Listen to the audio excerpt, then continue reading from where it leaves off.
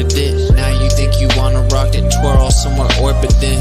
Theories disproportionate, the truth distorted quick with a forceful grip. They force a misinfo that we absorbing quick. Took the people's signature to mean extorted it. They forging it if news anchors informant to informing them. There's a surplus, but they tell us there are shortages. Credit economy mortgages, dollar that's supported with empty fortresses. But what's important is this: we courting ships important. Yes, of course it is, but extortion is in accordance with an assortment list of foreign tricks we ignoring, which informing this, informing this. It looked like we were snoring tricks. Pedophilia and the government endorsing it. Yeah, eugenics is exactly what abortion is. You just vilify those insubordinate. Way to matrix engineer, that's unfortunate. Geopolitically we in a field that's for Israel. Wonder is it real? Rappers actors say they high, say they sip with pills.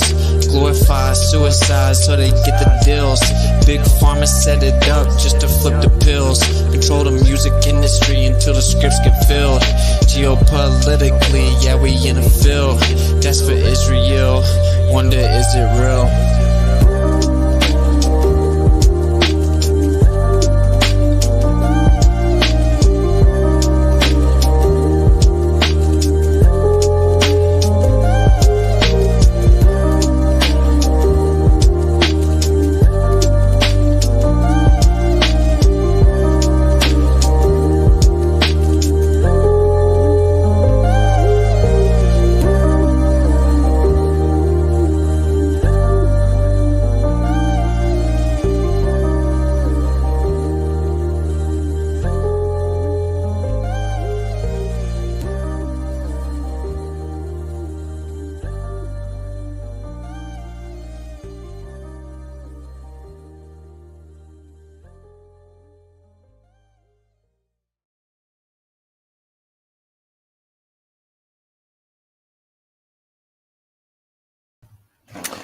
In a world where the crazy psychopathic powers that shouldn't be, they know a lot more truth than some may care to acknowledge. And I threw the disclaimer up there. In fact, let me do it again. Caution. This stream is known to cause gammas to spiral. So just, you might be in the wrong saloon if you can't handle some unfiltered truth here. But hopefully the volume's working good. What's up, familia? Yeah, so we're going to get into something pretty crazy. I find it very intriguing, and I wanted to share it with you guys. And like I said, we're in the process of things being revealed. We're learning a bunch of things that maybe we didn't previously know or even consider.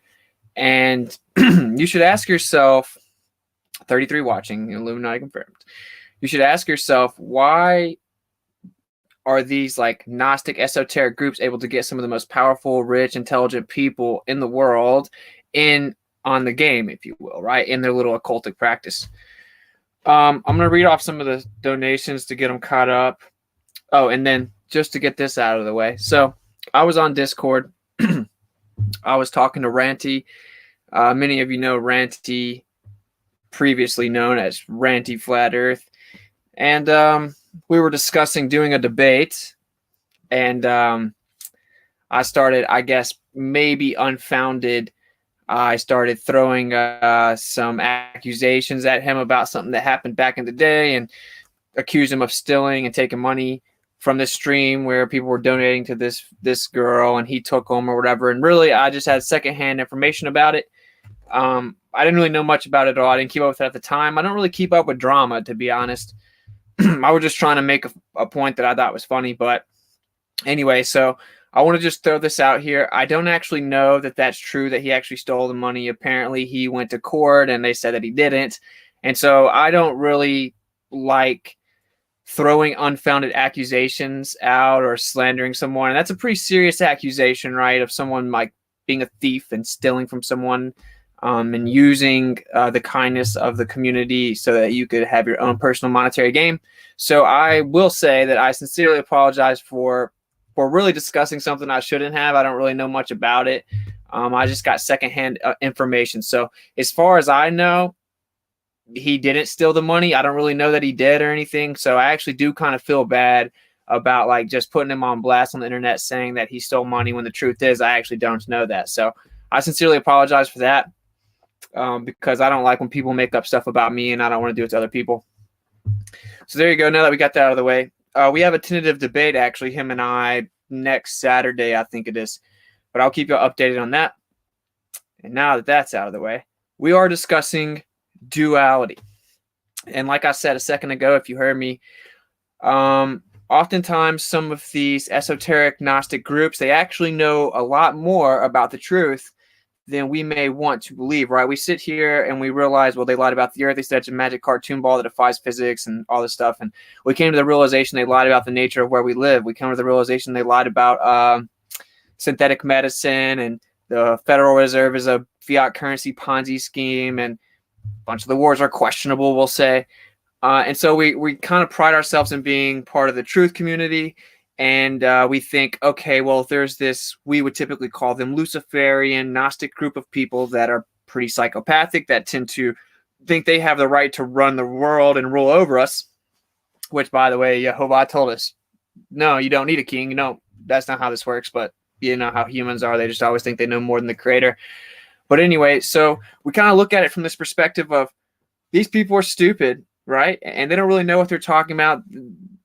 They're just operating out of fleshly desire, or they want money and power and fame, and they're just kind of like trapped in this cycle. And not that isn't true, but I think sometimes that we don't really give them as much credit as we should.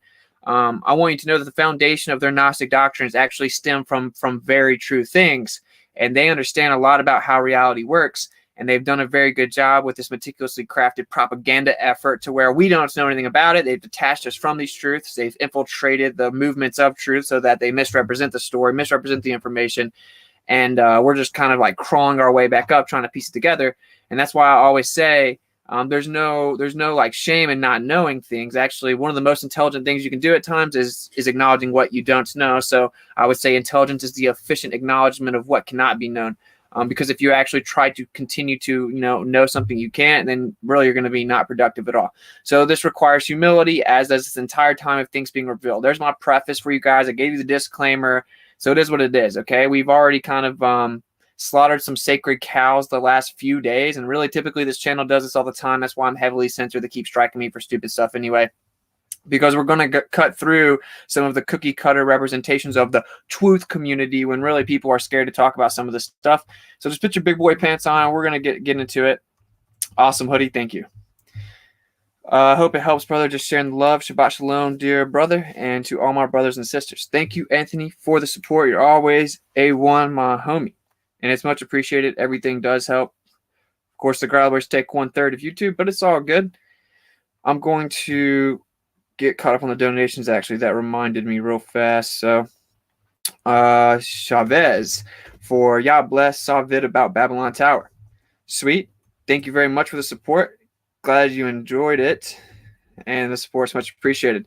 For the Masquerade Tour, thank you very much, Tracy, for the donation on Cash App. It's appreciated. Everything helps us with the tour expenses, and if you've been keeping up, I'm all in. So the people that donate to me know that I'm trustworthy with the funds. That's what it's going to, is the tour. And yes, it is continuing. And yes, we're going to have more specific dates outlined with specific locations after I finally get the whole ordeal with my house wrapped up. John, thank you for the donation on Cash App for, can you talk about your necklace and where I can get one? Yeah, I just know I typed in like men's Tree of Life necklace with a magnet on Amazon, and it was like 20 something bucks. It's got a little magnet on it. It's a Tree of Life. So that's the best way I know to suggest it. Tree of Life necklace with magnet for men on Amazon. Because your heart doesn't just pump blood. It's actually electromagnetic field, and you have electromagnetic aura. Wade with the very, very generous donation. Thank you very, very much, bro.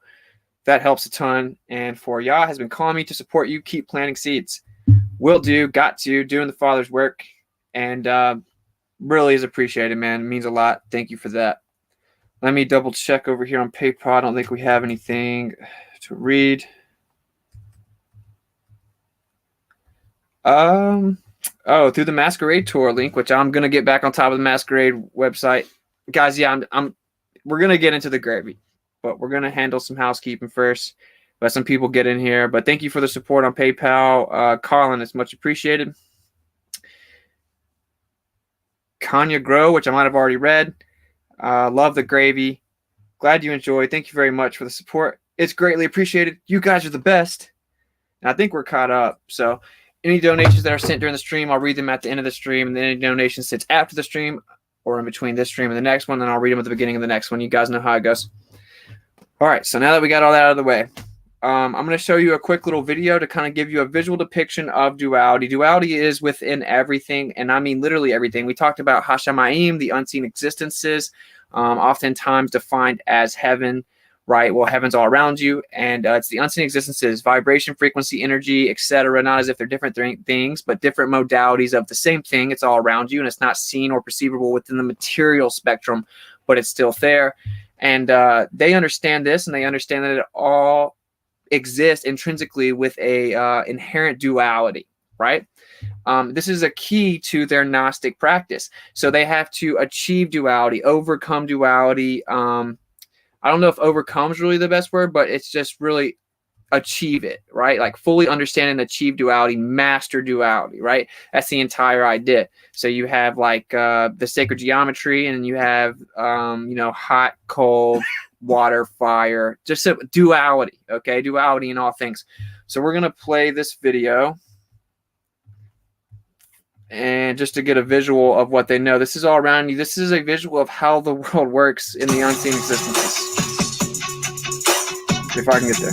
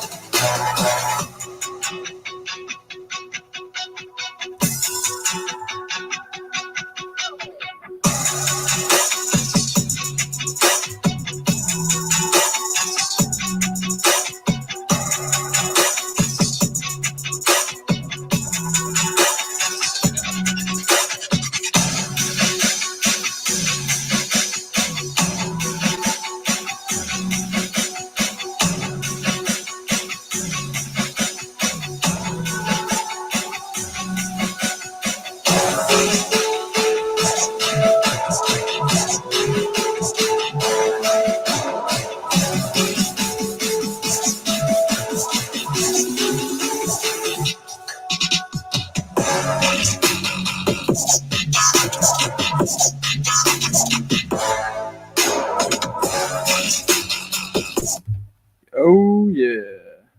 Didn't even really know what that song was gonna be like, but it was pretty cool.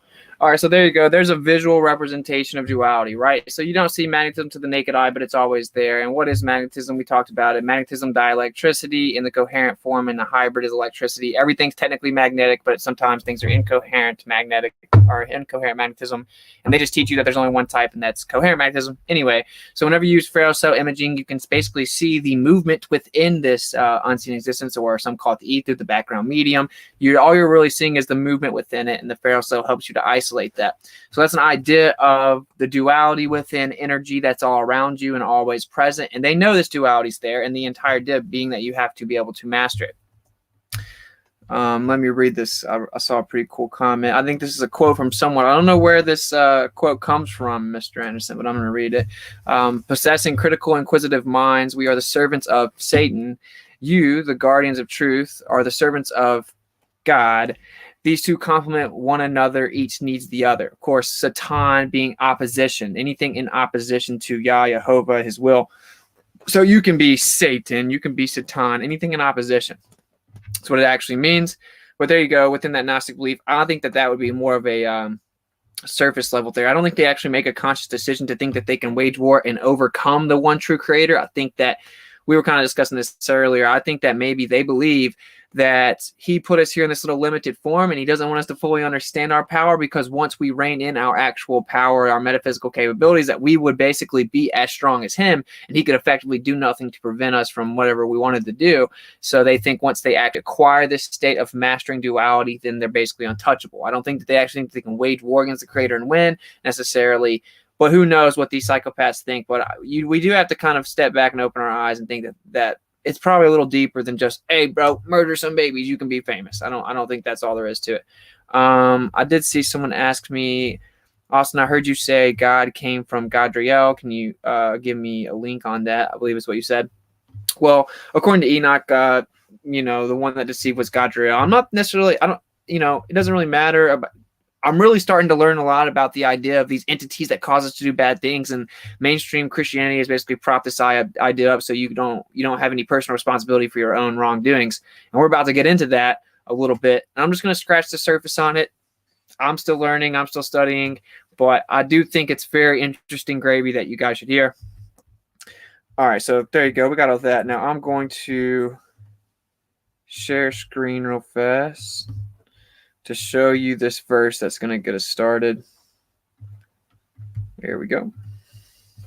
And if you don't know, this is an app called eSword, which is super cool, and I definitely suggest it. It's got all kinds of different translations, etc. But of course, we have the classic KJV right here, I think. This might actually be the scriptures version. That's what this is. This is the scriptures version. KJV gives you the same situation that we're going to discuss. But so Genesis 5:1. This is the book of the genealogy of Adam. In the day that Elohim created man, he made him in the likeness of Elohim. Elohim, I'm not going to get too much into this, but Elohim is plural. And basically you can look at it like during the creation account, just say, for intents and purposes, there's little different versions of the creator everywhere making everything, right? It's a plurality in one, if that makes sense. That's a whole nother stream, though. 5:2, male and female, he created them. He blessed them and called their name Adam. This is what I want you to focus on. So even the KJV, I know a lot of you guys are just obsessed with just the KJV, even though it's got so many errors that would be 15 streams. Here you go. It doesn't matter. Use whatever version you want to. Definitely when you go back to the Hebrew, that's why it's translated like this, is what it's showing you is actually a plural possessive pronoun, and it's referring, or not possessive, but a plural pronoun referring to Adam. Right, so male and female, he created them, and he blessed them, and he called their name Adam, right, in the day that they were created. So I'm going to just kind of take you down this thought process, and I hope you guys are going to follow me here because it's pretty deep. So when you're looking at the Hebrew etymology of the words, and maybe Jack and I can cover this more in depth when it comes to the Hebrew etymology in one of the Shabbat streams, but basically we've always been told this story of Adam was created, he's in the garden, and the truth is, actually, if you read the scripture, just go read them again, go read them for yourself. That's the whole point that we've been trying to break through to you and get you to do. Well, he actually took Adam and placed him into the garden, so he wasn't in there. He had to take him, put him in the garden. But anyway, we've always been told that like Adam's in the garden, and he gets a rib pulled out of him, and he makes a female. The female wanders off and talks to a snake, and the snake tricks Eve into eating of the fruit. And then she comes back and convinces Adam to eat the fruit. Now, when you actually look at the Hebrew words, we get a bit of a different story here, right? Because what you need to know is in Hebrew, clearly the most beautiful language that there is, even though the modern use of it is the Babylonian cuneiform, of course, is not what it actually is. We have Paleo before that, which is what Torah would have been written in. And then we have an even more pictographic representation of the ancient Hebrew before that. So trying to learn Hebrew is effectively, to really do it, you have to learn 3 languages in a way. It's pretty wild. But anyway, so what you have to do is you have to use the Hebrew, and you actually have to add, look at the context to know which use of that word is applying to that verse, right?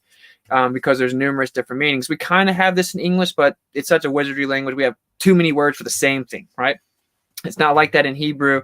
You have one word, and then you actually have to apply contextual understanding to understand what it's saying. So when you look at the word that people translate to mean like the serpent, right? Well, actually, it is also a word that could be used for basically intuition or to divine something, right? So to divine something. So in a way, it clearly shows you as a possibility in the Hebrew etymology that this was a deception that was basically in oneself. Okay, so let's just use for intents and purposes of like the English language that we've all been, had this spell cast on us with.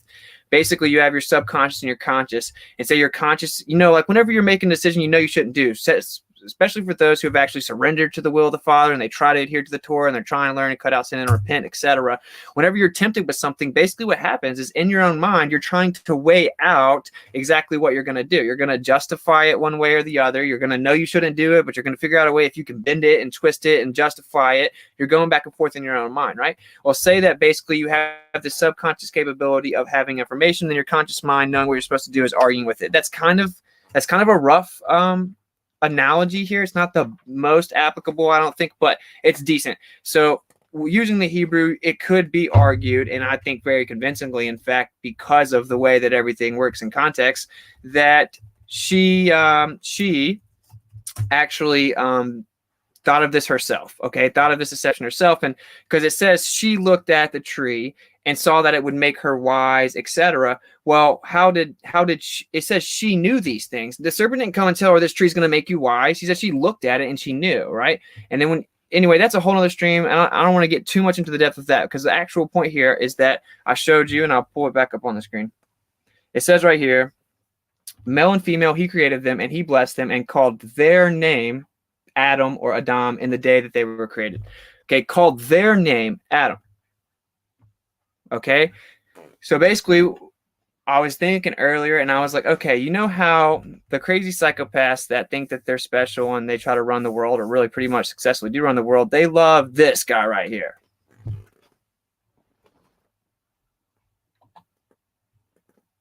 So you see the depiction, you've all seen it before. This transgender Baphomet looking crazy thing. Okay, this just goes back into the conquering of duality. So basically conquering good and evil, dark and light, male and female even, okay? And this is why, for example, the people that came out with the Matrix, if you saw my Matrix Decoded stream, I explained to you actually, this entire movie is not about what you think it is, and the good guys are the bad guys are supposed to be the good guys, and they flipped it on its head. That's the way that I decoded it. But anyway, the point is that the people that came out with that movie, you can actually see there's an undertone of that movie that's pretty slick that is the feminization of Neo, even starting with the opening scene where he's listening to like some Britney Spears song or something, okay? It's actually just telling you about the combination of the duality of gender. And these people that made this movie actually came out and then they became transgender.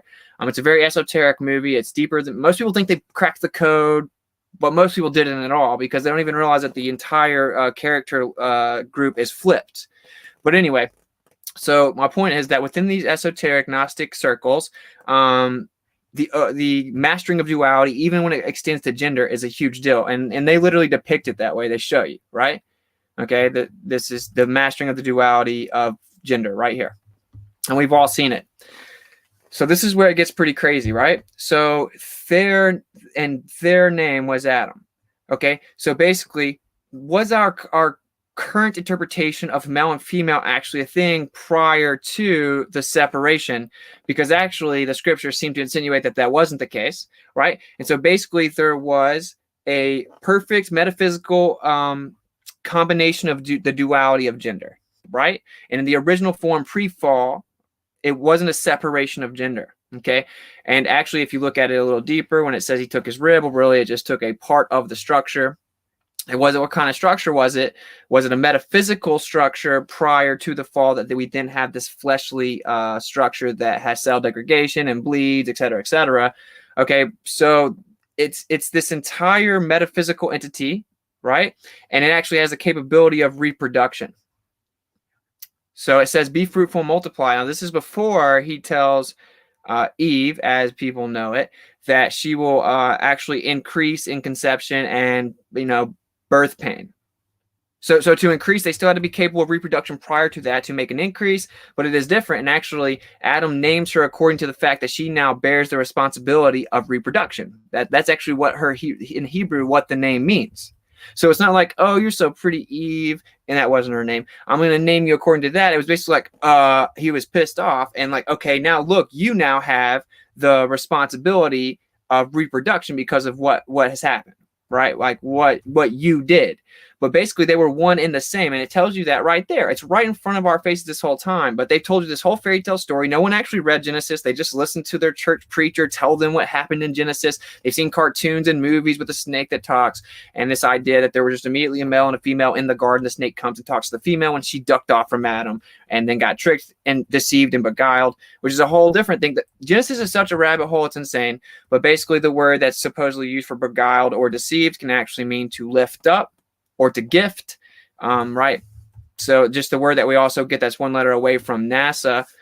So they lift up and deceive. Right. So it's a totally grabbled situation from the very jump is my point. The account creation, when you get to the Torah and you look at the beginning, it's all been grabbled. This is because this is the truth. It's very powerful. And they had to flood it down with all kinds of misinterpretations and muddy the water so you can't understand what's really going on. Anyway, here's the point here, right? They know that they've grabbled the actual interpretation of the original Hebrew manuscripts and the actual story, and that pre-fall in our perfect, enlightened, metaphysical state before we fell, right, there was the mastering of duality, all in one metaphysical combination. They believe that through these different practices and rituals and secrets that they will be able to acquire that enlightened metaphysical state that literally masters the duality of gender. Okay, this is why that they're obsessed with it. So if you're following me, they think that they have these secrets in their Gnostic practices that they've passed down, that they'll basically be able to get to the original Adam state, once again, mastering duality in an enlightened esoteric sense. So as you can see here, they're not just some crazy people that just want to mutilate themselves. They have like a decently sound foundation of knowledge here that's guiding their behavior. They're actually trying to imitate the original perfect human, the perfect metaphysical state prior to the fall. They think they can actually acquire that again and achieve it again. And I encourage everyone to look at the Hebrew themselves. That's why I'm here telling you guys this. All right. So that's pretty crazy. We all got to admit. And if you really sit back and think about it, it makes a lot of sense.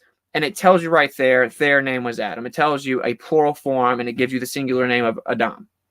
So I thought that was pretty crazy. And if you really think about it, it makes a lot of sense with how they've mastered duality with everything. And I broke down a few times on my stream different kinds of ways that they throw this in plain sight. They typically use sacred geometry, right? They use different shapes, and they show you that it goes all the way back to the quote unquote Aryans, and it goes back to Atlantis, et cetera, et cetera.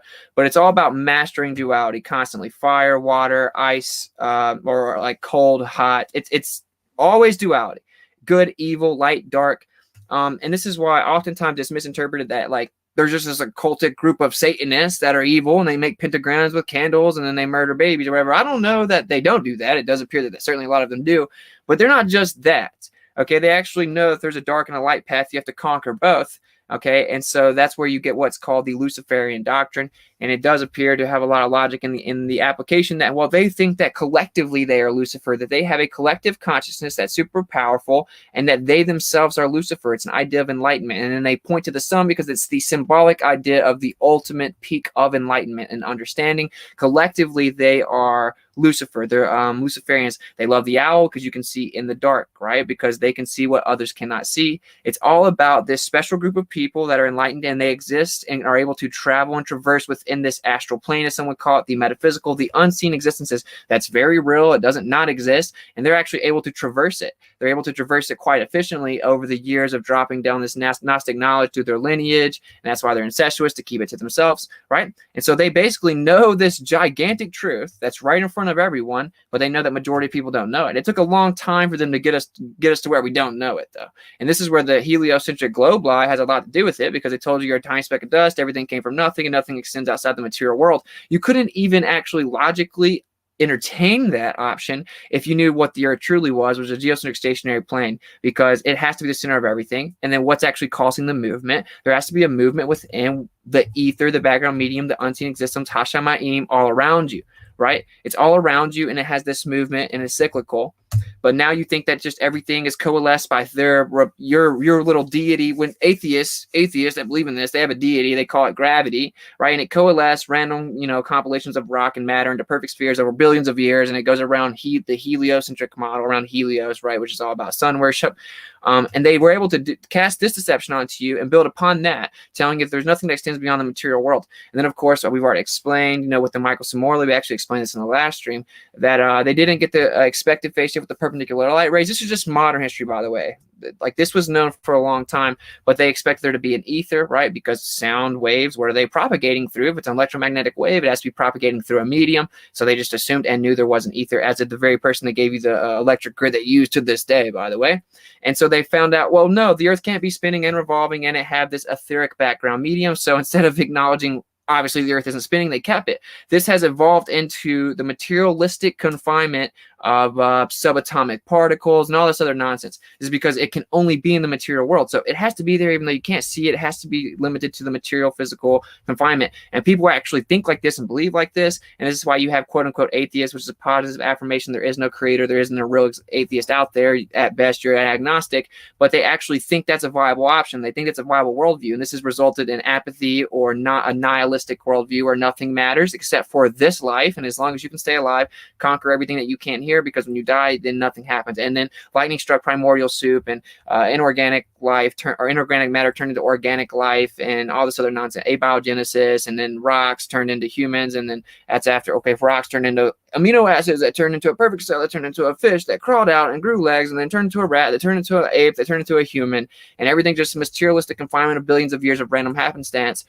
But the primary reason for all of these deceptions, which just compound on one another, and then they use people's intellect to actually build up their own fairy tale story and put band-aids on it as they go, is so you don't understand some of the big overarching premises, which is that everything is encompassed in with a duality, right? And so you have the frequency, vibration, energy that we discussed, that's all around you. If you're able to know this, tap into this, conquer this, if you will, fully rein it in, use it to your own capabilities, well, then you're much more of a threat. You're not easy to control, right? But the truth is, by the way, you're not supposed to take a shortcut. We're given like a list of instructions that actually help you rein this in, and it's going to be given to you when you can be trusted with that responsibility. So taking all this in and thinking about it, and I know that was a lot, we now have an entire new perspective of what has happened in the garden. Okay, we have an entire new perspective of what is actually going on. And this requires like swallowing your pride, stepping back, and re-examining everything. I'm going to check the chat out in a second. I didn't really want to read it while I was speaking. And then if you think about everything I just said, I'll end it with this before I read the chat. Basically, it makes a lot of sense that this fruit would be a psychedelic of some sort. This is just what I think, because it's basically showing you into this realm, giving you this metaphysical understanding, now you're enlightened. And if anyone's experimented with it, which I do not suggest that you do if you haven't, that's basically what the idea is. That's what the deception that's cast onto you is, only it's chaotic. You're in a state of confusion. You don't know what's going on. You're basically wandering around bewildered. Okay, and that's effectively what has happened in this story, in my opinion. Now, I don't know that's what it was. I can't tell you. That's pure speculation. But what we do know is that there is a plural pronoun used to describe Adam with a singular name. Okay, and then post-fall, we now have two separate entities. One of them bear the responsibility of reproduction and childbearing. Okay, so this is a totally different story. Now understand that this is why they're obsessed with the duality of gender, because they think that they literally think, and again, very founded scripturally, they literally think that the perfect metaphysical state that originally existed before the fall was a combination mastering the duality of gender metaphysically. Okay, so that's what they're trying to attain. And I think personally that they think once they can acquire that state, that then, what can you do? Now we have our full power. The creator can't really do anything to us. He just doesn't want us to get to that. So it's the same trick it always was, which is, well, you'll be propped up or lifted up to a deity-like status. And at that point, you can't be messed with by the creator, because you got the secret, you got the trick, and he just doesn't want you to know that, because then he can't control you. Now, this is the only reason I think that they can actually bring some of these intelligent people in and give them some semblance of an intelligent foundation to get them in these Gnostic beliefs. And of course, this comes with power and all kinds of stuff in the material world as well. So basically, if you're going to sacrifice your flesh in this current material life, then you will be given all kinds of power metaphysically, ultimately. And actually, you'll still be. The truth is that it's the instructions are here for you to prosper now and to have a beautiful, happy life now. But the point is, they think they can get both, right? They can have their cake and eat it too. Effectively, they can get whatever they want, satisfying the flesh. But with these little secrets and these little tricks and this little Gnostic knowledge, they can also get the metaphysical power where they can extend outside of the limitation of the flesh and still have the gift of the metaphysical in the end. Okay, so if everyone kind of follow that, that's where I'm at right now. I encourage everyone to look into it a little deeper. But it's pretty wild if you really think about it. So if you got any questions, hit me up in the chat. I'll go up and see what you guys are talking about. Hopefully we don't have too much spiraling going on. Atheists don't believe in themselves. Yeah, there's no such thing as a real atheist.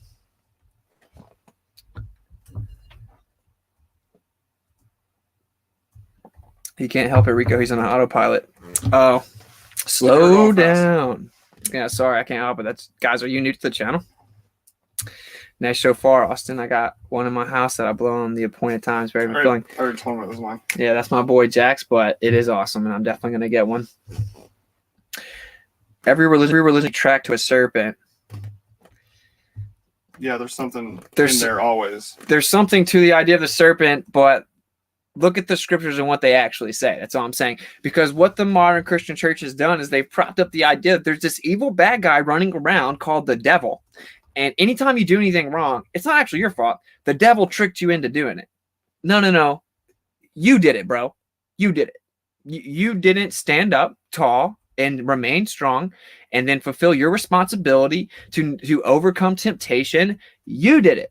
Not some magic bad guy that's doing everything to you. And actually the Torah and the Tanakh very explicitly explain to you that Jehovah actually makes evil as well. Okay, and so this is just the intrinsic duality and the balance within everything. The metaphysical equation must be balanced. That's how you have the perceivable material world in a functionality of order. If you follow that, right? I know some people say I'm a little wordy, but that's just the way. That's the only way I can get my thoughts out. All right, let's see what you guys are talking about. In the English Bible, the serpent didn't really lie. Mr. Anderson, please stop saying that, bro. Yeah, because of not understanding that a day is like 1,000 years. And did he not lie? This is anyway, who cares? Screw the English Bible is super gravel. Okay, we're talking about like the actual Hebrew etymology. I don't want to argue on behalf of the KJV anyway. So it doesn't matter. But actually, that's just a misconception. He says that you'll surely die in this day. And while a day is like 1,000 years, and then some say 1,000 years is equated to but also, I think he's also making the point, like, it wasn't really a lie that she will become like El or whatever, but trying to be El outside of Yah's will is, there's nothing good coming out of that. Because if you separate yourself from the existence, then the end result is you cease to exist. Yeah, but you actually can't exalt yourself up to the one true creator status. So that isn't real. You can. You can't actually have that power. So he did lie, but he isn't a thing. That's the whole point of this stream. So I don't even want to talk about the stupid. I'm not going to argue on behalf of like mainstream Christianity that misinterprets every part of the scriptures, because that's what they do. And I'm just in the process of learning things. I'm not going to argue on behalf of misinterpretation. When you look at the Hebrew, it actually makes less sense when you look at it as some bad guy that comes tricks you. And actually, there's evidence looking at different versions of the Tanakh, etc., where it says like, or even this is in the Hebrew Matthew, I think it is. It's like the Satan, right? Basically, like the Satan. What is that? What does that mean? How does that work? That which is opposed. Yeah, it's the opposition. That which is opposed. That which is in opposition to the will of the Father. When Peter is talking to Yeshua and he's like, "No, I don't want you to be crucified. I don't want you to die." And he's like, "Get thee behind me, Satan." He didn't turn into Satan. He just became opposed to the will of the Father. He was opposition. Exactly. And that's what it means. In opposition to. You can be saying, stop blaming all of your mistakes on some mystical bad guy. Also, you have the power of manifestation. So whenever you're saying things like demons are attacking me and all this stuff, like, watch out what you're saying, bro. Watch out what you're believing, because you can actually make these things happen. That's the way I see it. And anytime the modern Christian church has propped up an idea a whole lot, you can almost guarantee yourself it's a lie. Because it was all meticulously crafted to keep you from the actual truth of the scriptures. And they love to blame the bad guy, the devil. You didn't do anything. The devil's attacking you. The devil's making you do bad things. Watch out for the temptation of the devil. Well, watch out for not conquering your own mind, your own metaphysical capabilities, your own intuition, your own ability to divine. That's what it is. You're a very strong metaphysical creature, if you want to call it that, and you need to use the instructions to rein it in with responsibility, or it's a dangerous game that you're playing. And they love to tell you about how demons are going to get you, and demons are bad, and they're walking around ready for you, and they always attack you and all stuff. Because if you believe it, well, you can actually cause it to happen. But yeah, there is opposition to the will of the Father, right? And so we must overcome that opposition. That opposition, as in anything not in line with the will of the Father. It isn't very complicated. You can see that only modern Christianity and churchianity has made these things complicated. So don't worry. On this channel, we're going to rip back some of this veil, and we're going to start to look at the simplicity in the divinity that is all around us and in the scriptures outlined for us. And actually, you'll find out it starts to make a lot more sense. Although I know that, trust me, I get it, because I was raised Baptist. It's a bit of a it's a bit much at first, because you're just like, whoa. You might have a few waves of cognitus going on here, but whatever. The truth will set you free, bruh. The greatest secrets of life are written from the right to the left. Indeed. They even got us writing the actual words the opposite way. Worshiping the creation instead of the creator is deception. Well said, Just Jack Flat Earth. Let's see.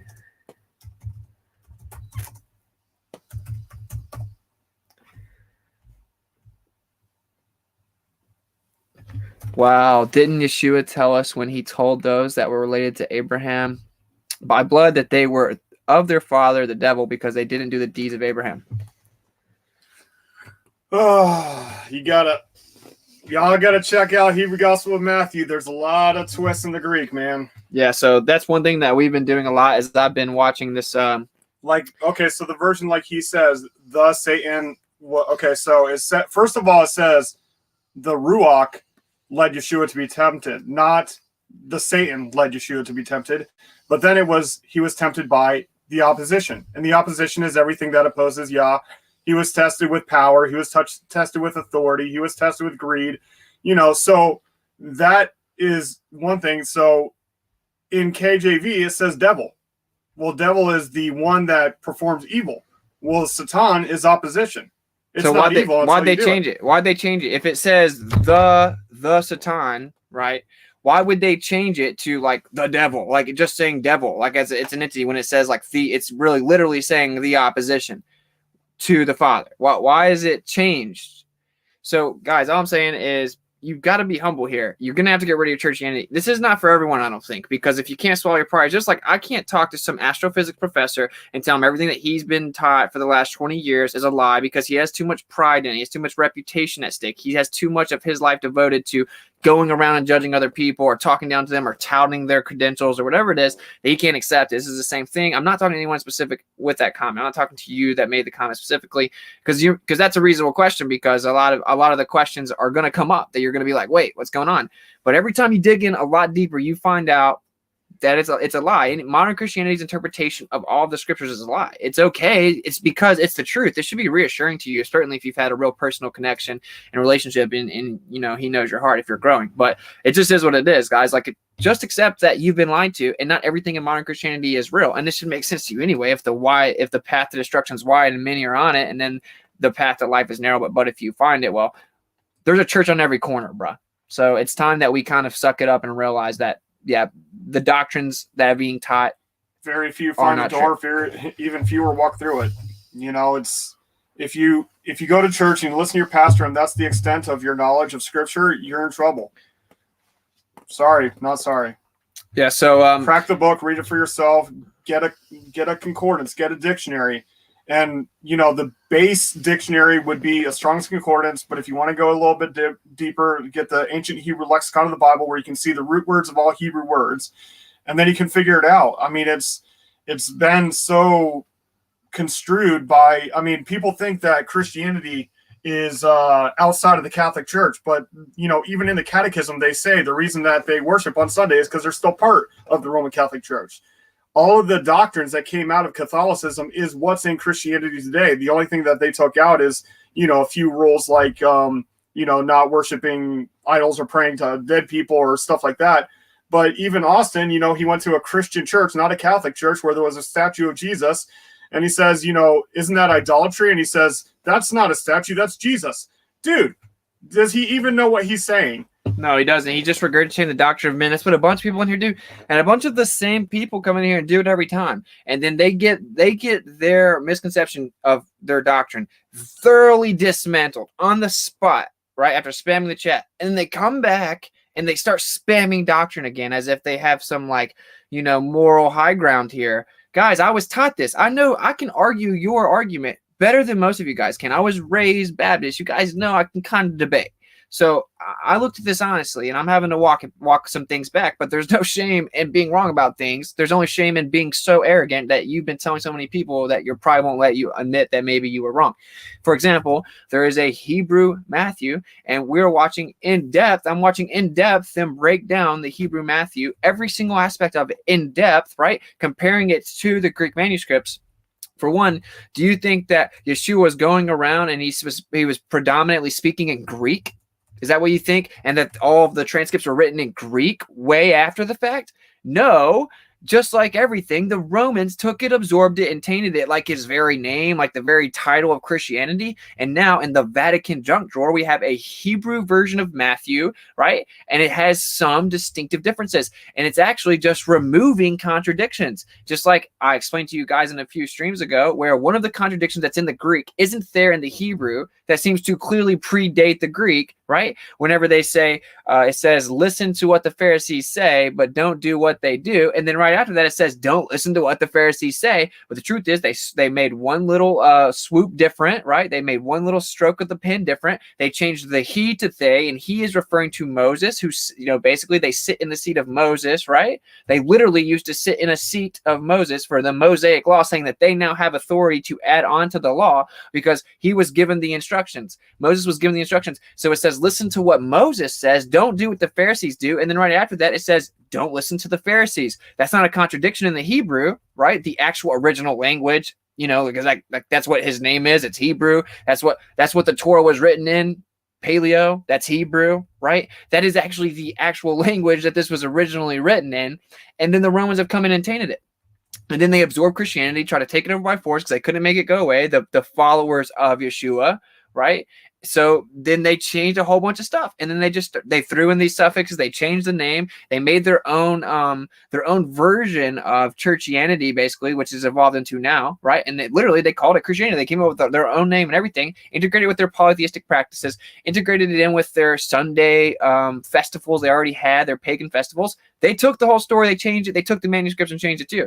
So if they to not be honest and admit that it's actually very hyperlogical that there's a Hebrew version of this New Testament that has been grappled and is probably in the possession of the Vatican would be insanely dishonest, because we just found a Hebrew version of the Gospel of Matthew that was in the Vatican junk drawer. Okay. And there are thousands of scripts. It takes all kinds of going in and looking and finding them. And no one ever did, because, the Jews, they don't really go study the New Testament very often, right?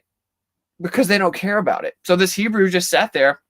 No one's gone through it. And now we live in the time of things being revealed and knowledge is increasing. Yeah. Exactly. People will come to and from, knowledge will increase. It's happening right here in front of you.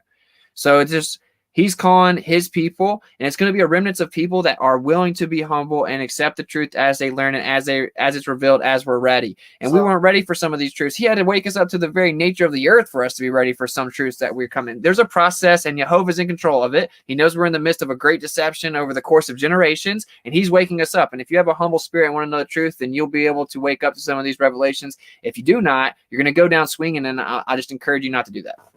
Yeah, so someone asked me online to type it in chat. So I typed in Strong's Concordance and the Ancient Hebrew Lexicon of the Bible. And then I put software that's free on Windows or Android. It's paid for Apple. And it's e-sword.net. A lot of good information there. If you want to learn some Hebrew, the root words of Hebrew and so on in the ancient, it's ancienthebrew.org. I got to find out the exact... I'll put that in the chat as well, but that'll help a lot as well. Give me 1 second. It'll be in the chat. So, yeah, and you guys, you have to admit that the fact that they're obsessed with they're like tranny Baphomet, it's starting to make a lot more sense whenever you understand that they grappled the actual Hebrew etymology of Genesis. Like, let's just be real. Let's just be real. And so that's a totally different story than you were told, dude. Were you ever told that Adam wasn't in the garden? A lot of you will say that you were and that you knew, but no, in the churches, they don't teach that, bro. But like, he was picked up. It's just a small detail, but it's different. He was put in the garden, okay? And it tells you that their name was Adam pre-fall, right? And that they were told to be fruitful and multiply in that state. How they do that? And then that the conception would increase and that birth pain would increase, right? And now your responsibility as the female is to bear children, right? And that was a repercussion. Whoever heard in church that the conception increases, they only hear about the pain birth. They never hear about the conception increases as well. Exactly. All right, so the first one is where you can learn Hebrew. It gives you a good bare bones ancient Hebrew perspective, and then the eSword.net is a good Bible study tool. There's a bunch of different versions there for whatever electronic device you have.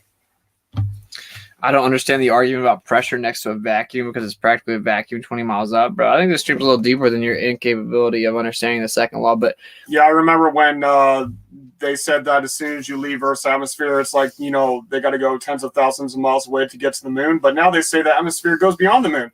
Yeah, but I'm not sure even what are you asking? I don't understand the argument about pressure next to a vacuum because it's practically a vacuum 20 miles up. Like, it's not, what is practically a vacuum? That's a theoretical concept of an area void of material. That doesn't actually exist. But they claim that there's a pressurized system adjacent to a near perfect vacuum of 10 to the negative 17 torr. The point is, if there isn't some eventual containment, the pressure will fill the available space. It always does. Entropy will always increase, instantaneously seeking equilibrium. So the pressure would fill the available space. You can't have a high pressure system adjacent to a low pressure system. It's not complicated. Open up a soda and then we debunk the heliocentric model. That's not what this stream is about, though. Awesome. Thank you. You need a barrier for vacuuming, of course. My man Jack coming in with the gravy links. Yeah, exactly. Guys, we're not just over here just like telling you stuff that like, what's the craziest thing I can come up with about the scriptures? Dude, I know how crazy it sounds. I had to work on this for years. It took me a year, 1 full year, to translate the first book of Genesis or the first chapter of Genesis, because when the first word, it says Bereshit, Barash is in the head, and then they just ignore the eat. And then what I did is I look at the root words. Bet Resh Aleph means create, and then the Shin Yod Tav means establish or set in place. Creation set in place. How is that? Why wouldn't they translate it like that? Yeah, and I gotta say, like, bro, please stop saying the whole it's just all allegorical and all that stuff. Because, bro, have you studied the Hebrew and have you looked into it? Because even before that, I could prove the historical value of the actual accounts in the compilation of the scriptures.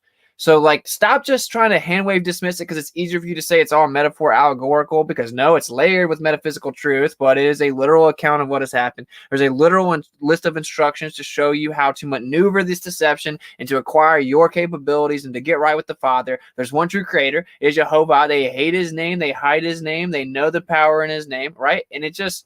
Dude, either you want to know the truth or you don't. If you're going to go down swinging with your current knowledge because you think that you can make a pretty convincing argument about how it's all allegorical Gnostic knowledge, then that's a cool story, but you're not there yet. And so please don't try to distract people in the stream from the actual content by saying the same thing over and over. Yeah, I just want to share something else.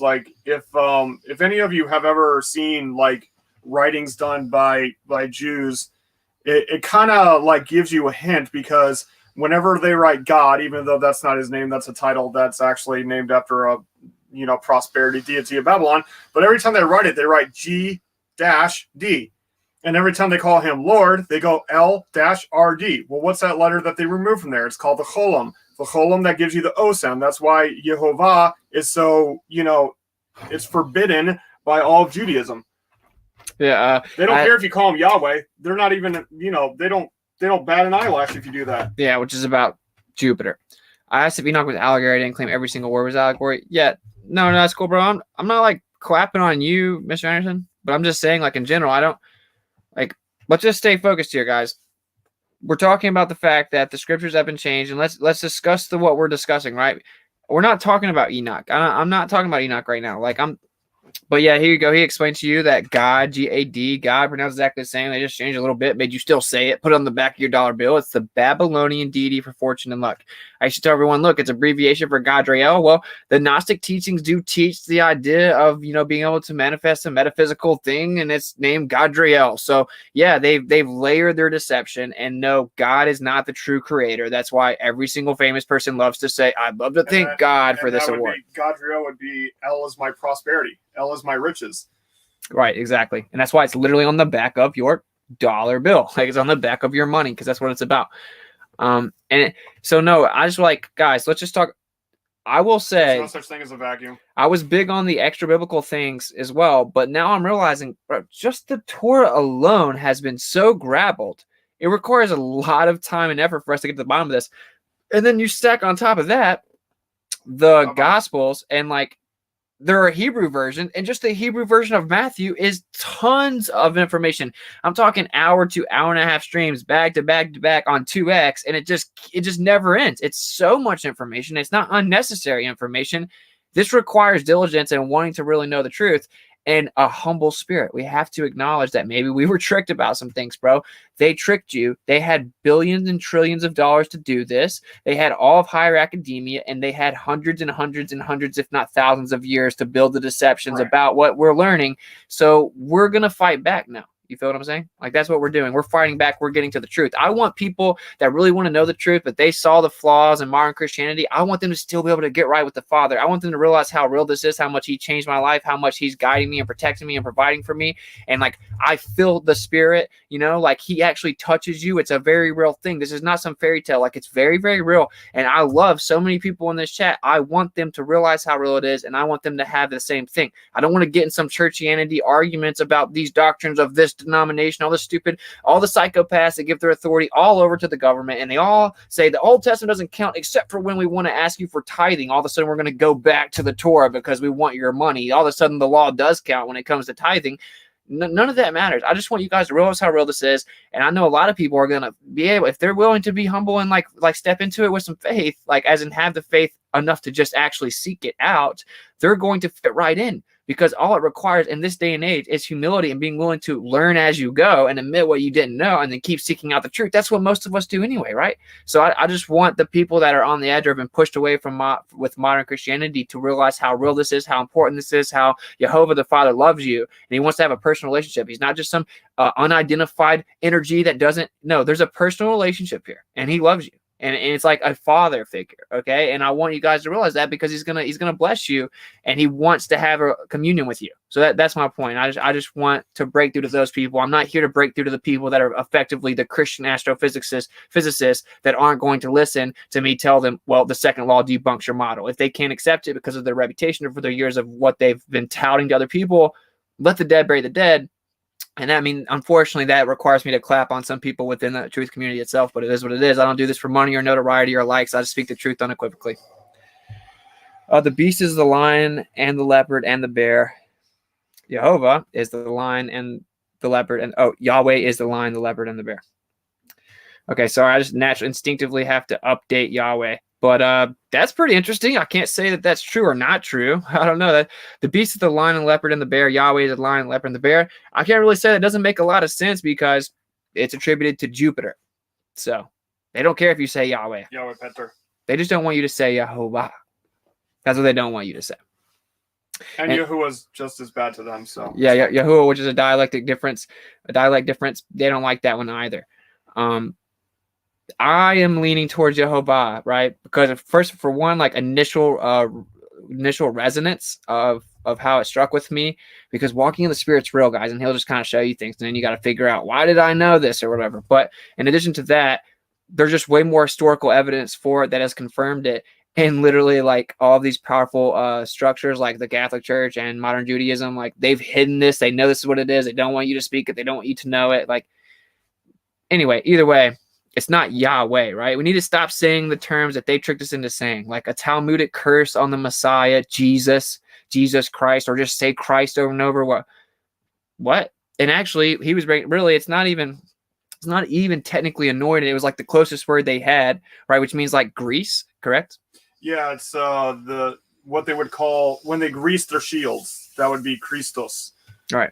And so, like, just even if you And just typically interpret, made from pig fat, nevertheless. yeah, of course it is. If you just interpret like Christ even to mean just anointed either way, it's just a title. I mean, how different is that from Crisco? Hello, folks. If you're just gonna say like Christ and Lord, and these are just titles, like Lord meaning master, right? Like even though it has some actual, even there's some gravel with that, tracking back to Baal, right? Baal.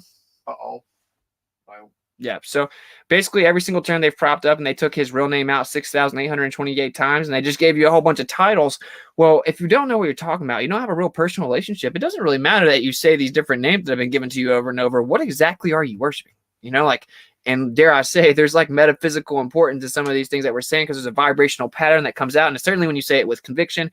Now, I don't want people to really spiral. I know that the creator of all things, he supersedes semantics. He knows your heart. And he literally says, if you accidentally call him by the wrong name, he's going to search your heart out, and he's going to know if you're sincere. So it's cool. But if you've been on my stream for like 3 weeks, you keep hearing me break down how the Talmudic curse on his name, may his name and remembrance be blotted out, and you just refuse to even research it or be honest about it. You just want to keep saying it because you've just been telling everyone the word Jesus Christ over and over. Now you're kind of getting in dangerous territory, because there's forgiveness and ignorance. But you've been watching WitsitGetsIt stream. Like, we've been talking about it, like we've been talking that Yahweh tracks back to Jupiter. We'll give you the information. So really, it's a double-edged sword being here, but if you want to know the truth, then it shouldn't be a problem. And we should want to respect the Creator and the Messiah, to not call them out of their name. And it's habits to break. It's a habit to break saying God. Like, I don't say it anymore now. I don't remember the last time I even slipped up saying it. I just effortlessly, I've replaced it efficiently with Yah, right? The short and poetic form of the Creator's name. But it took a while, and sometimes I still say it for intents and purposes to people, right? But I always will do this when I say God now. It's just a process that we can work through, but it's at least just actually wanting to get to the truth. That's hands down the most important part. And if you're just going to go down swinging and not changing anything and say that it doesn't matter, like, I don't know, I don't have to disagree. Says here, wasn't the Bible translated in its original language until Martin Luther? No, it went through many translation periods. It went through... there's Arabic translations, there's Greek translations, there's Latin translations, all before Martin Luther came around. When Martin Luther came around, he translated it into German, and they hated him for it. But by the time that Martin Luther was around, they said that Latin was the holy tongue, which is neither Hebrew nor Greek. So it's all hijacked. Thank you, Austin. We love you. I love you. What's up, Karen B? Karen B is a legend, of course. Hey, Austin, I really appreciate what you're doing. I don't comment a lot, but just thought I'd tell you I'm currently a Baptist preacher, but I've realized now is the time to get back to the real truth. Wow, that sounds awesome. Hey, man. That's incredible. I love to hear that. It's rough. I met a guy who was a Lutheran pastor, and he had a congregation of about 1,000 people, and then he taught that he thinks that the Spirit is important to our relationship with the Creator, and his congregation went from 1,000 down to 100. And then he started teaching keeping the Sabbath, and he went from a congregation of 100 down to 10. And finally, the Lutheran Church says that you can't teach on Saturday because Sunday is our identity. So he ended up having to go and create a building for himself outside of the Lutheran. Wow, that was awesome to hear, guys. So there you go. We got an hour. I know you guys want to keep kicking it, but here I just kind of like machine gun style you, and then I can't really do that for like 3.5, 4 hours. I know some people do 4 or 5 hour streams. It's just I don't do streams like that. I just go at a little bit quicker pace. And we covered it pretty thoroughly. We could talk for hours and hours, but I'm not feeling it. I don't trust Jesus, a transliteration of a transliteration. I'm sticking with Yahusha. Yeah, I don't trust transliterations of transliterations either, and I'm much more cool with Yahusha, bro. Trust me, like I'm cool with that. Got no beef with that one. Yeah, it looks like Yeshua to me, but it's no big deal. It wasn't Jesus. It wasn't Jesus. Right. And of course, you should just the fact that the J was created just a few hundred years ago. The Roman Catholic Church is the ones that created that name, and there's a Talmudic interpretation. May his name and remembrance be blotted out, and it's effectively a curse on him. If you really love him and respect him, why would you ever continue to do that without researching it and seeking out the truth? As far as Alicia Stout saying seems legalistic. Okay. What happens at the end? Everybody stands before the what seat? Oh, the judgment throne? Oh, so that's a judge, like a court? oh, you have someone who's causing an accusation and then one who is the defender for you? Oh, that sounds very legalistic. There's power Oh in the my name. gosh. There's power in the name. There's power in the name. Swear on my name. Swear by my name. Power in the name. Oh, no, don't. Just make up his name, even if it's Just a call him curse. Lord. Just call him Lord. Yeah. Many will say unto me, Lord, Lord. We're being sarcastic, folks. Yeah, but many will say unto me, Lord, Lord, didn't we cast out demons in your name? Didn't we prophesy in your name? Depart from me, for I never knew you.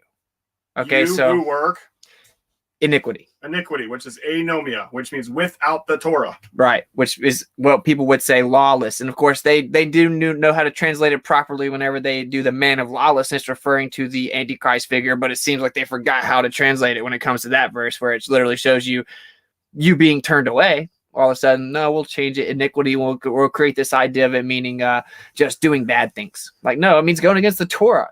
That anyone who says that they love me, this is what I hate misquoting this, but anyone that says that they know me and keep not my commandments is a liar, and the truth is not in them. It doesn't really seem like they miss words there very much. So yeah, and as far as who's on the judgment seat, and it being Jesus, read it again. Yeshua's the defender. So the one on the judgment seat is the creator. Yeah, Yehovah. Gospel of Thomas or not? No, bro, absolutely not. It is in the Gnostic circles for sure, but we already explained to you these guys. I think somewhere in there it says Muhammad's Messiah. These guys literally want to find a way to conquer the duality of gender. Like, these people are actually kind of crazy. When I say kind of, they're legitimately psychopaths. So we're just going to break through, and then we're going to have to increase in knowledge. And we're told this is going to happen. We're told this is going to happen in the end. So it's really a blessing to be alive right now, because just a few decades ago, they weren't ready for this truth. It wasn't their time. It wasn't time for them to get this truth. So it's a blessing and a curse. This is the great divide. And you're going to either go down swinging, or you're just going to be I'm going to have to walk some things back, man. You're going to have to walk some things back. It's not a big deal. All right, we're wrapping this up. I love you guys. Gospel of Thomas is garbage. This is correct. All right, let me check donations, see if there's anything, and then I'm going to basically do one of my real quick recaps, and then get out of here. You guys like the hoodie? Hopefully some of you are spiraling so we can weed out some people that are in the wrong saloon. All right, let's come over here.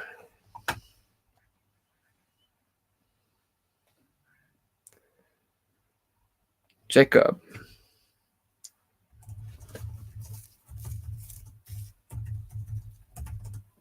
I don't even want to read that, bro.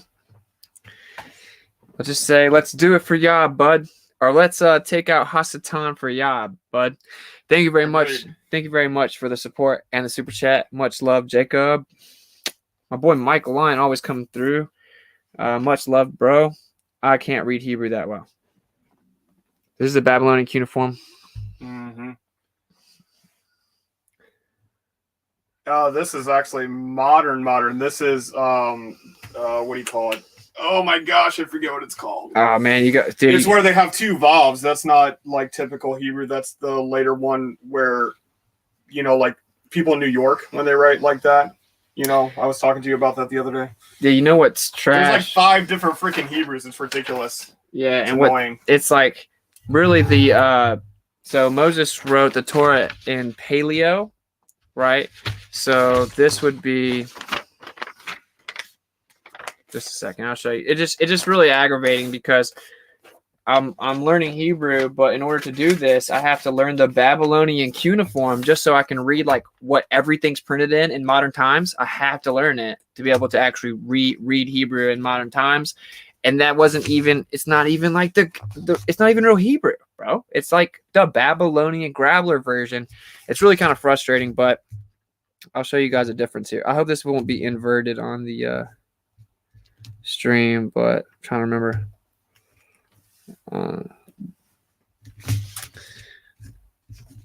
In a world. Actually don't remember. Okay, so hopefully y'all can see this, but there you go. See, that's the paleo version of the name. This might be backwards. Anyway, what are you gonna do? I think I might have. And then here we go with like some of the modern version. Whatever. Yeah, it says Barashit. Right. You see, it's a totally different language. That's my point. And they love Babylon. And by the way, like, the Grabbler's favorite version of the Talmud is the Babylonian Talmud project coincidence. They love Babylon. And I showed you Georgia Guidestones. They're trying to rebuild Babylon. They've effectively started to do it right now. Babylon is modern society, guys. That's what it is. And it's being rebuilt. So maybe its final form. But anyways, the alphabet has so much gravy. Yeah, it really does. Mm-hmm. Even when it comes to sacred geometry. All right. Thank you for the support, guys. Much love. Y'all are the best. Let me come back over here. Make sure there's nothing over here. All right, cool. We're good. Yeah, if anybody sends a donation, like after seeing the stream or later or anything like that, we will read at the beginning of the next stream. And yeah, that's about it. So basically the conclusion, let me just kind of wrap it up for you guys. What I explained is basically we talked about Hashamayim. There's unseen existences. People call it like the background medium, the ether. It's all around you. It literally has to be. We even validated that scientifically in the last stream. And if you look at a magnetic field under a Farrell cell, which you're actually just, using Farrell cell imaging to look at the movement within this medium, right, of magnetism, you'll see everything is about duality. The natural intrinsic balance of energy is duality, reciprocation. Energy cannot exist without reciprocation is what I used to always say. So they know that that's the natural order of things, and everything's about vibration. Everything is vibration, frequency, energy, right? And so they have these little Gnostic understandings of overcoming and more so mastering duality. And this transcends all the way into gender itself, as of course everyone has seen the typical depiction of their little, I guess we could say, deity, Baphomet here, transcending the duality of gender itself. And then I explained that if you actually look at the etymology of the Hebrew, and you can even go look in King James Version, it will say fair name Adam. Fair name Adam or Adam. So that's a plural, right? So basically pre-fall, they're in a metaphysical form that combine the duality of gender, that it was actually pre-separation of gender because their name was Adam. Okay.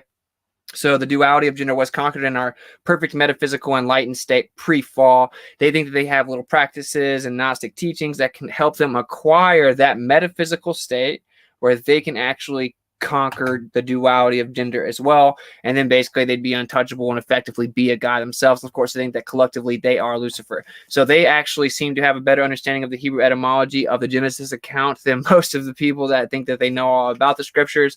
And that's kind of one of the things that makes them think that they're special boys, because they think that they have the practices where they can actually satisfy the fleshly desires, but still get the metaphysical power in the end. And they're on the pathway in their mind of attaining this perfect original metaphysical state where there was the duality of gender in one, and that they will be able to master this. So I just felt like that's a lot of gravy. Take it in, take it or leave it. But it's very interesting. And this is like early on in the Torah, right? Like they've graveled so much of it. We'll talk much more in depth about a lot of the conceptions, answer a lot of questions when we do like Shabbat streams. But I just want to kind of ladle that gravy. So it is all about duality. There's a truth to that, but the best thing to do is humble yourself, get right with the Father, get back to the Torah, look at the instructions. They're here to help you, not to hurt you. And trust me, you won't understand it till you do it. Just like I showed you guys, like if you had told me that I should put these on, I would be like, what are you talking about? That sounds stupid. But now, like, I want them on everything. I know they're super important and it's spiritually important, and I just can't explain how I know it's so important, but I know it is, just like I will never shave my beard again. So these are things that really from the outside, I understand why you're like, wait, what's going on? But I have to rest once a week. No, I get to rest. Okay. There's a good example for you. It's all about perception. And once you get there, you'll understand it. Tomorrow we'll be resting at a waterfall. Yeah, exactly. We're going to go take Shabbat at a waterfall. It's going to be awesome. So I love you guys. Thanks for kicking it with us. Thanks for not spiraling too hard. Hope I didn't go too hard on anyone. I'm just assertive. Don't mistake the assertion for aggression. It's out of love. I want to break through certain cognites. That's actually why I made the thumbnail kind of where I thought it might trigger some people to kind of shake up your cognites. But most people here are pretty base. So I dig the beard too. Sweet. All right. I'm going to catch up with you on the flip side like a coin toss. Thanks for kicking it. Let me find the stream outro. Yeah, and seek and speak truth unequivocally. The weak find contentment in the consensus of ignorance, and actually rejoice when they revile you for his name's sake, for they did that to all the prophets before him. Whereas a badge of honor, weak-minded people get together and they throw stones at the strong, independent thinkers for like all recorded history. It's no big deal. It's a time of things being revealed. Let's humble ourselves, but let's also just, actually be strong and confident and bold while we go pursue this truth that's going to be required of us in the end. I love you guys. I'm going to catch you up on the flip side.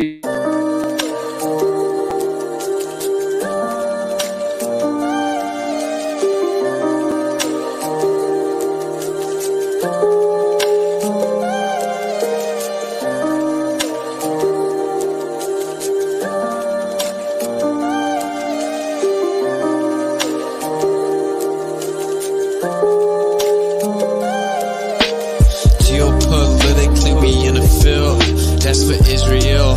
Wonder, is it real? Rappers acting say they high, say they sip with pills. Glorify suicide so they get the deals. Big pharma set it up, had to flip the pills. Control the music industry until the scripts get filled. Geopolitically, yeah, we in a field that's for Israel. Wonder, is it real? Took the way you saw the world, then distorted it. Now you think you wanna rock it, twirl somewhere orbiting. Theories disproportionate, the truth distorted quick with a forceful grip. They force a misinfo that we absorbing quick. Took the people's signature to mean extorted it. They forging it, if news anchors informants who informing them. There's a surplus, but they tell us there are shortages. Credit economy mortgages, dollar that's supported with empty fortresses. But what's important is this, we courting ships, important gifts, of course it is. What extortion is in accordance with an assortment list of foreign tricks we ignoring, which informing this, informant this. It looked like we were snoring tricked. Pedophilia and the government endorsing it. Yeah, eugenics is exactly what abortion is. You just vilify those insubordinate. Way to matrix engineer, that's unfortunate. Geopolitically, we in a field that's for Israel. Wonder, is it real? Rappers actors say they high, say they sip with pills. Glorify suicide so they get the deals. Big pharma set it up just to flip the pills. Control the music industry until the scripts get filled. Geopolitically, yeah, we in a field that's for Israel. Wonder, is it real?